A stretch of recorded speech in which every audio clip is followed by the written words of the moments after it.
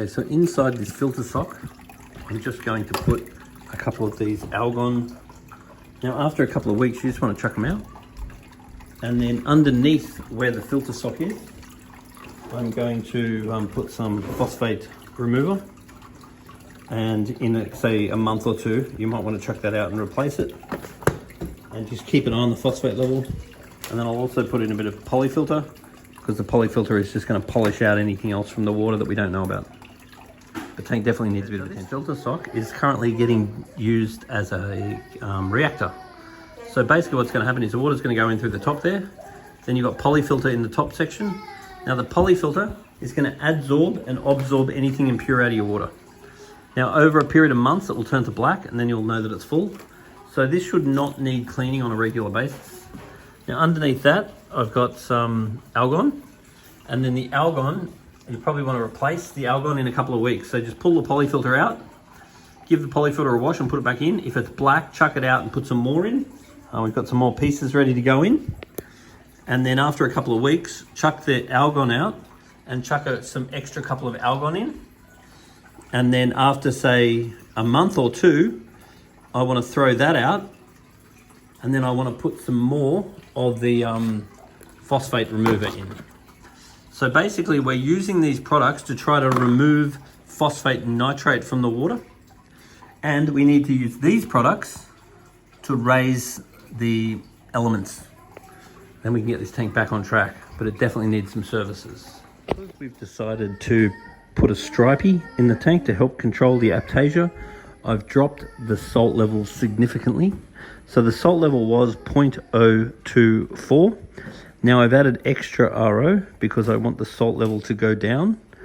Because when you add new fish, I like to add the new fish to the lower salt. So we're going to have to keep an eye on this salinity, because we don't really want to keep it down. We just want to get it down to add the fish, and then we want to slowly raise it back up again. So I'd recommend some regular water changes now. Now there's some snails zooming around in this tank, and the snails look fine. There's stroms as well zooming around in this tank. There's also trochus snails as well, and there are apparently hermit crabs. But be careful with hermit crabs, because they can eat snails and steal their shells. When your phosphate's up, you pretty much want to keep your feeding right down to basically near nothing. And then you also want all your coral foods at near nothing. Right now we want to focus on getting alkalinity, calcium and magnesium up. And to do that, we put a couple of mils of each into the tank at a different time daily, and bring a water sample down to the shop so we can test how these levels are going. Then what we need to do is come up with a schedule, which will be something like 1 mil a day, 1 mil a week of each one of these. And you've got to do the same every week.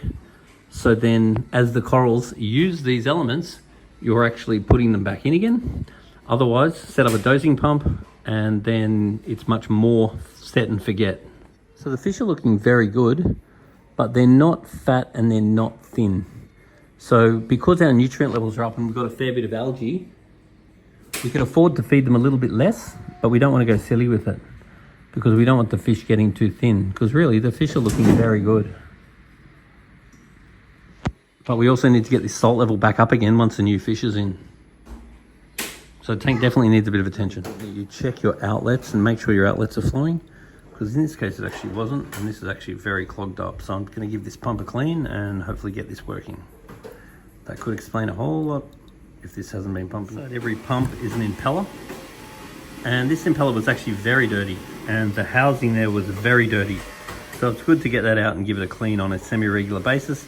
And definitely if you notice the outlet isn't pumping, the first thing you want to do is get it all out and give it a clean and put it back together. Normally good as new. It needs to be done at least a couple of times a year. Okay, so I've now got this pump working. You can clearly see the surface agitation now, whereas that wasn't on before.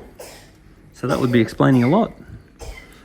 So no wonder our nutrients are up, because that pump was clogged. So it's really important we check on a regular basis that our pumps are pumping. Now the skimmer doesn't seem to be pumping, so now it's time to give that one a clean. Take the pump apart, clean the impeller, put it all back together again, probably work good as new again. does need to be done a couple of times a year. Pulled this skimmer out, and then out of the pump here, I've pulled out the impeller.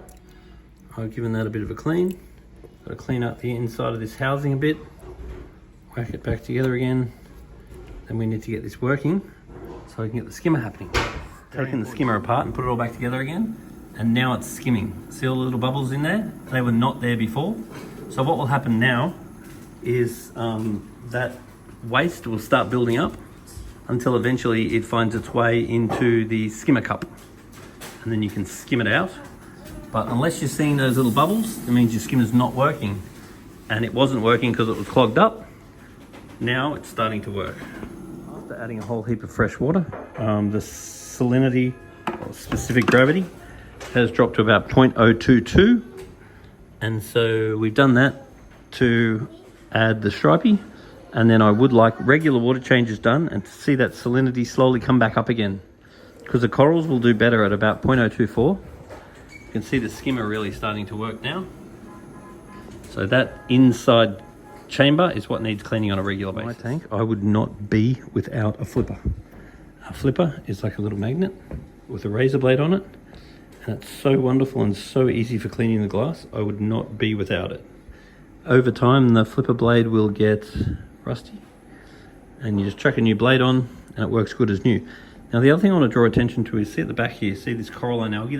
That was a beautiful pink color last time I was here, but due to the increased nutrient levels, which may be because the pump wasn't running, you can see that the coralline algae is all turning white and dying off, and that's because the phosphate's too high and the calcium is too low.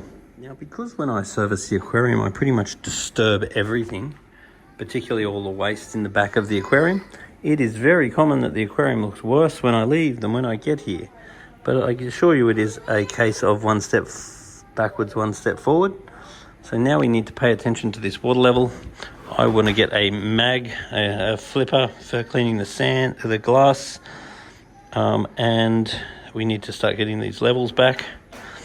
And soon enough this water will stabilize, but I definitely need some regular water tests, because we need to slowly improve the water quality. Fish are all happy, but the corals are getting dominated by the Aptasia. We also have a grate on the top here just for keeping the fish in, but there are purpose-built grates that you can get now, which would allow more light in. So there's nothing wrong with this one, but there are less obvious and more light-friendly covers that you can order now for these Red Sea tanks, which are really cool.